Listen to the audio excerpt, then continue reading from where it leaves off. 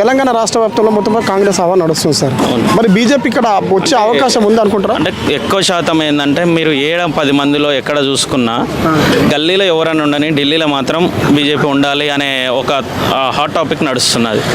జనరల్గా ఏమైనా కూర్చున్నా కూడా మనం కంపల్సరీ బీజేపీ ఉండాలి అనే హాట్ టాపిక్ నడుస్తుంది. జనరల్గా మేము నిన్న మామూలుగా బయట ఆఫీస్లో అక్కడ కూర్చున్నా కూడా ఎక్కడ ఉండని ఇప్పుడు ఈసారి మాత్రం మనం బీజేపీకి సపోర్ట్ చేయాలి అనే రకంగా ఉంది. సో మనం అదే స్టేట్లో ఉన్నప్పుడు వేరే రకం ఎవరెవరు అభిప్రాయం వేరు.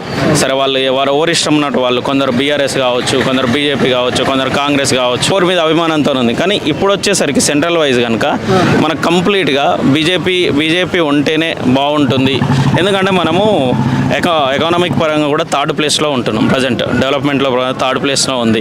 ఇంకా దాన్ని మనం ఫస్ట్ ప్లేస్కి పోవడానికి ఛాయిస్ అంటే ప్రజెంట్ ఉన్న గవర్నమెంట్ ఉంటే బాగుంటుందని చెప్పి ఆలోచన.